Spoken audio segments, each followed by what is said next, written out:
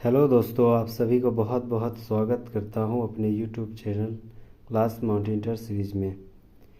JSSC CGL की आगामी परीक्षा जो कि सितंबर अक्टूबर में होने की संभावना बहुत ज़्यादा बढ़ गई, क्योंकि इलेक्शन है। इलेक्शन विधानसभा चुनाव में डेफिनेटली वो सीजीएल की एग्ज़ाम का कंटेंट करवाएगा ही करवाएगा। इसी को देखते हुए मैंने 40 सवाल जो कि पेपर 3 के झारखंड जीके का मैंने एक सीरीज उठाया है। वह सीरीज का 7वां लेक्चर है। इससे पहले 6 लेक्चर मैंने अपलोड कर दिया है, वो आप ज़रूर देखिएगा।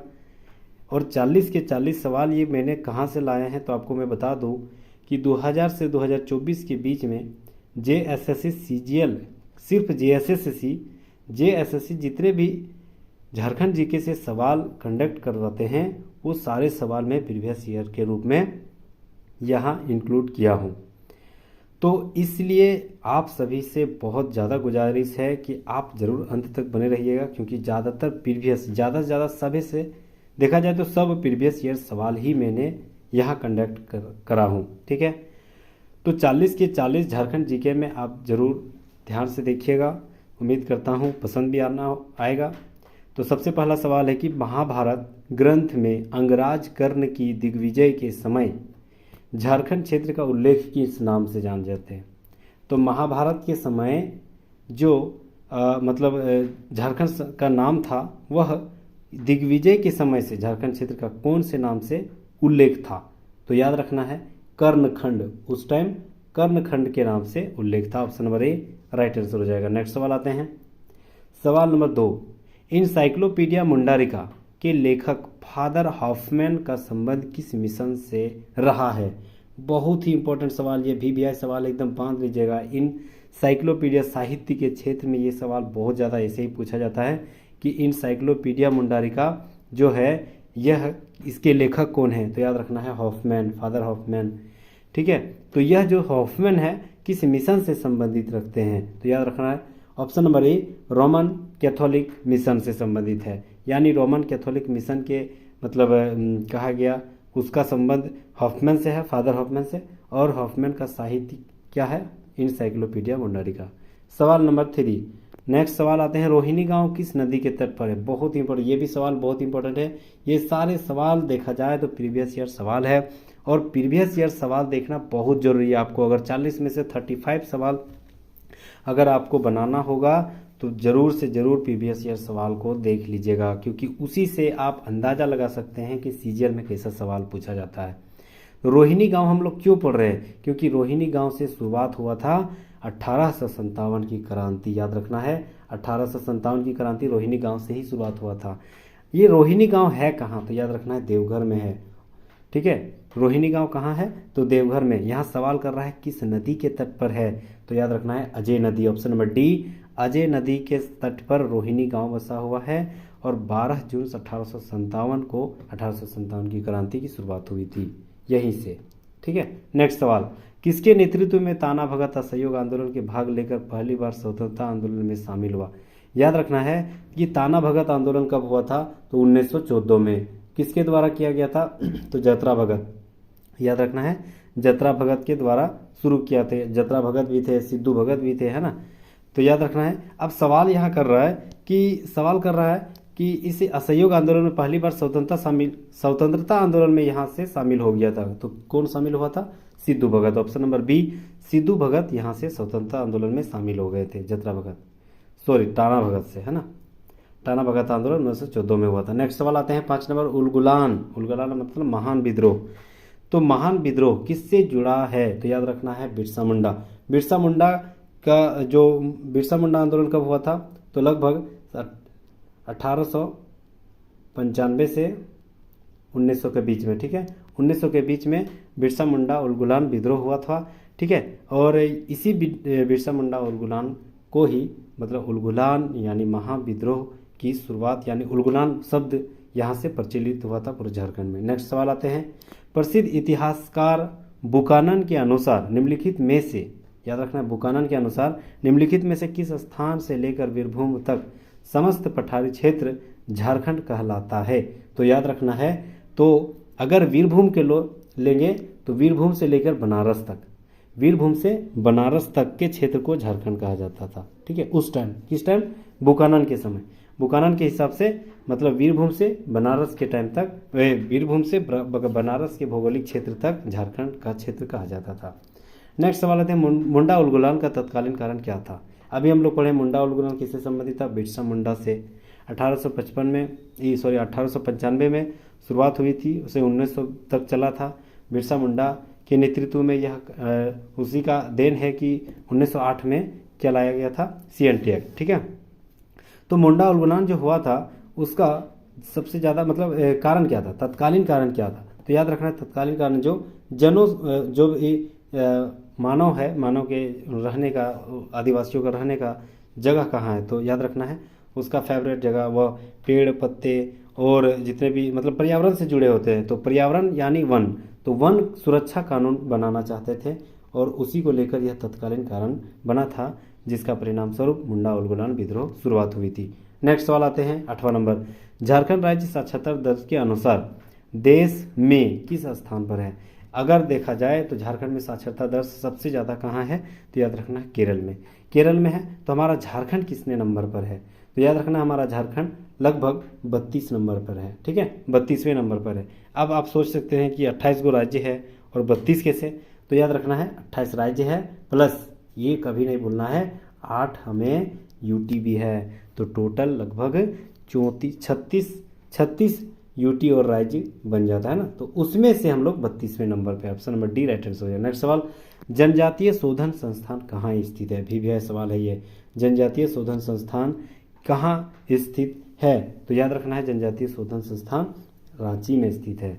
सबसे ज़्यादा एसटी सबसे ज़्यादा कहाँ है, तो रांची में है। ठीक है, सबसे कम कहाँ है, तो कोडरमा में है। याद रखना है कोडरमा में सबसे कम है और सबसे ज़्यादा एसटी रांची में है। नेक्स्ट सवाल आते हैं 10वां नंबर सवाल, झारखंड में पूर्वी रेलवे का डिवीज़न कार्यालय कहाँ स्थित है। तो पूर्वी रेलवे डिवीज़न का कार्यालय कहाँ है, पाकुड़ में। देखा जाए तो पूर्वी क्षेत्र में पाकुड़ ही है, पाकुड़ है, जामताड़ा है, उसके बाद दुमका है ना, तो इसी पाकुड़ क्षेत्र में पूर्वी रेलवे डिवीज़न का हेडक्वार्टर है। नेक्स्ट सवाल आते हैं 11 नंबर, 2016 ईस्वी में पद्मश्री पुरस्कार से सम्मानित सिमोन उरांव किस क्षेत्र से संबंधित है। 2016 वाला इंपॉर्टेंट नहीं है, लेकिन सिमोन उरांव किस क्षेत्र से संबंधित है ये इंपॉर्टेंट है। ठीक है, तो किस क्षेत्र से संबंधित है, तो याद रखना है पर्यावरण से बहुत अच्छा खासा रिलेशन है किसका, सिमोन उरांव को। तो सिमोन उरांव को पर्यावरण से संबंधित होने के कारण बहुत अच्छा खासा नाम भी कमाए, बहुत अच्छा खासा काम भी किए, इसीलिए पद्मश्री से सम्मानित 2016 में किया गया था। नेक्स्ट सवाल आते हैं 12 नंबर, झारखंड में सर्वाधिक लिंगानुपात किस जिले का है।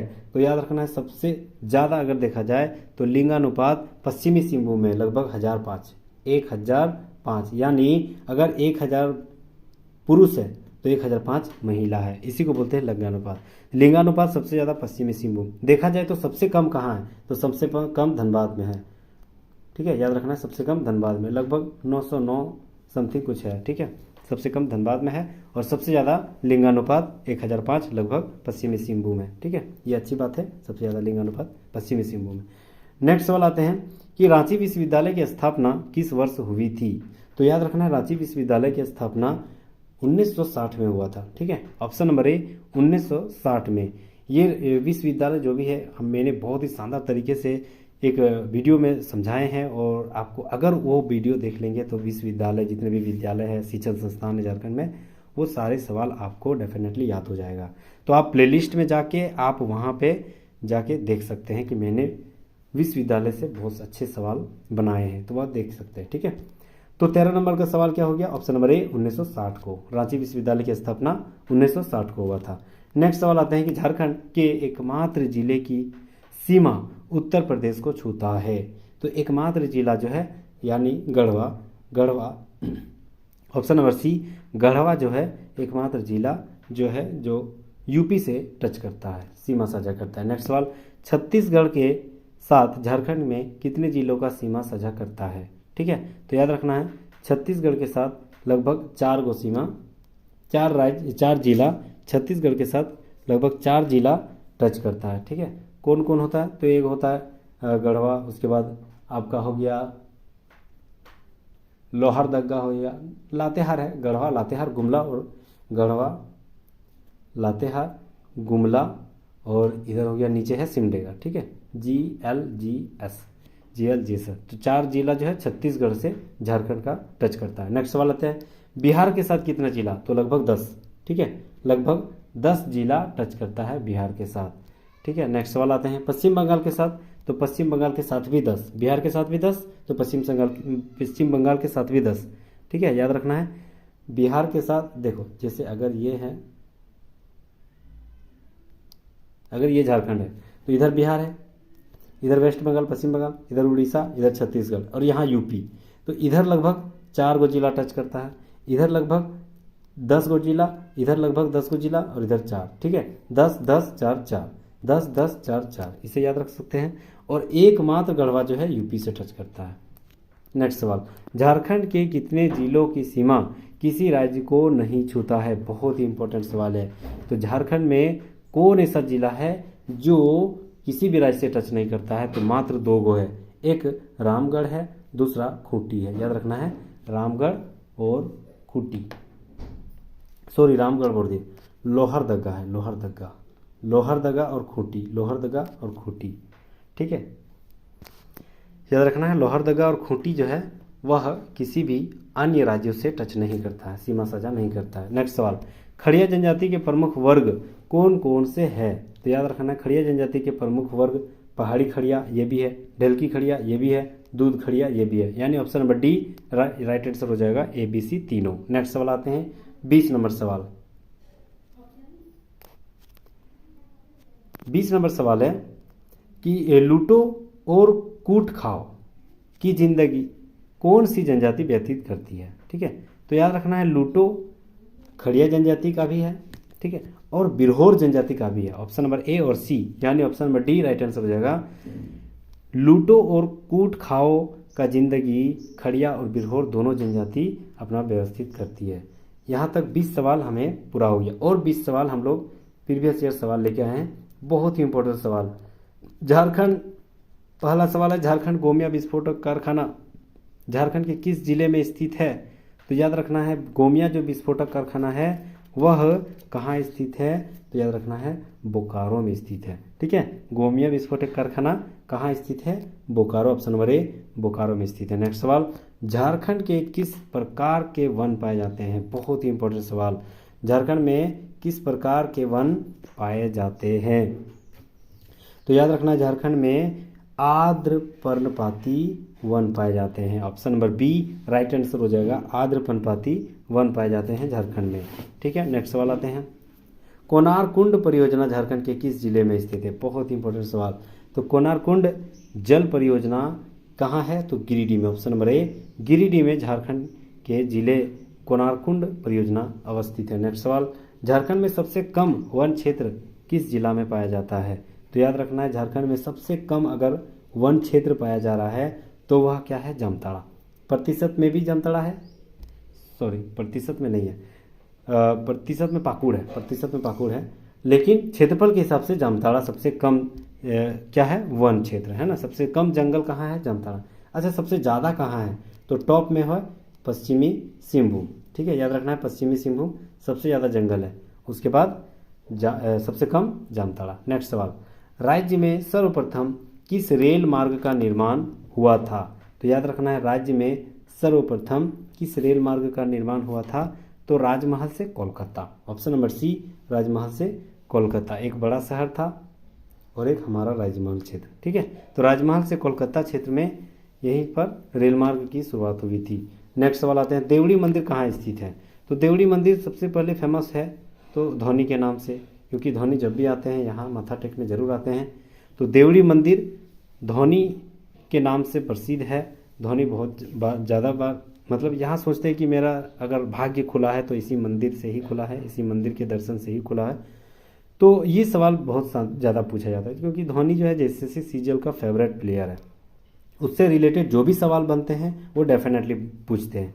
तो देवड़ी मंदिर एक पहले तो रांची में है, रांची के किस क्षेत्र में, तो याद रखना है तमाड़ क्षेत्र में। ठीक है, रांची के तमाड़ क्षेत्र में देवड़ी मंदिर है। नेक्स्ट सवाल आते हैं झारखंड राज्य में कितने राज्यों की सीमा स्पर्श करती है, झारखंड राज्य से कितने राज्यों की सीमा स्पर्श करती है, तो अभी हम लोग पढ़े थे, अगर ये मान के चलो ये झारखंड है, तो ऊपर में क्या था, बिहार, ठीक है, पूर्व में क्या था, वेस्ट बंगाल, दक्षिण में क्या था, उड़ीसा, और पश्चिम में क्या था आपका छत्तीसगढ़, ठीक है, पश्चिम में क्या था, छत्तीसगढ़, और नॉर्थ वेस्ट में क्या था, यहाँ था यूपी। तो 1 2 3 4 5 लगभग 5 जिला जो है दूसरे राज्यों से टच करता है झारखंड, ठीक है। नेक्स्ट सवाल, झारखंड राज्य में सर्वप्रथम किस जिले में हवाई अड्डा का निर्माण हुआ है? तो बहुत ही इंपॉर्टेंट सवाल, क्योंकि हवाई अड्डा अभी इंटरनेशनल अगर देखा जाए तो 2 ही है, एक रांची और देवघर, ठीक है। तो यहाँ पूछ रहा है कि सबसे पहला हवाई अड्डा झारखंड के किस जिले में शुरुआत हुई थी? तो हमारा रांची जो है वहीं पर शुरुआत हुआ था। तो बिरसा मुंडा एयरपोर्ट रांची में, ठीक है, इंटरनेशनल एयरपोर्ट है। नेक्स्ट सवाल, हिंज रेखा झारखंड में कहाँ से गुजरती है? बहुत ही इंपॉर्टेंट सवाल, ये सवाल जो है बहुत ही इंपॉर्टेंट सवाल है। तो हिंज रेखा जो है झारखंड के राजमहल क्षेत्र से गुजरती है। ऑप्शन नंबर ए, राजमहल क्षेत्र से हिंज रेखा गुजरती है। नेक्स्ट सवाल, झारखंड में ईसाइयों का प्रवेश कब हुआ था? तो याद रखना है, झारखंड में ईसाइयों की प्रवेश कब हुआ था? तो जर्मनी से ईसाई पादरी यहाँ आए थे और वहीं से यहाँ के लोगों को ईसाई बनाने का, कन्वर्ट करने का पुरजोर समर्थन दिया था। तो कब शुरुआत हुई थी? 1845 में। याद रखना है option number C, 1845 right answer हो जाएगा। यहीं से ईसाइयों का प्रवेश का आना जाना शुरुआत हुआ था। नेक्स्ट सवाल, इंपॉर्टेंट सवाल, राज्यपाल की नियुक्ति किसकी सलाह पर किया जाता है? बहुत ही इंपॉर्टेंट सवाल। तो याद रखना है, राज्यपाल की नियुक्ति प्रधानमंत्री की सलाह पर होती है, लेकिन नियुक्ति करता कौन है? तो नियुक्ति करता है राष्ट्रपति, लेकिन सलाह अगर पूछ रहा है मतलब प्रधानमंत्री की। Option number B right answer हो जाएगा, प्रधानमंत्री। नेक्स्ट सवाल, झारखंड में कौन पहला ईसाई मिशनरी आया था? ठीक है, अभी हम लोग पढ़े थे 1845 में जर्मनी से ईसाई मिशनरी आया था, ठीक है, 1845 में। अब यहाँ उसका नाम क्या था? याद रखना है, उसका नाम था घोषणा मिशन, ठीक है। उस मिशनरी का नाम था घोषणा मिशन, ठीक है। नेक्स्ट सवाल, राज्य में संवैधानिक संकट उत्पन्न होने की दशा में राज्यपाल भारतीय संविधान के अनुच्छेद के तहत राष्ट्रपति से राज्य में राष्ट्रपति शासन लागू करने की सिफारिश कर सकता है, ठीक है। तो याद रखना है किस अनुच्छेद के तहत ये कर सकता है?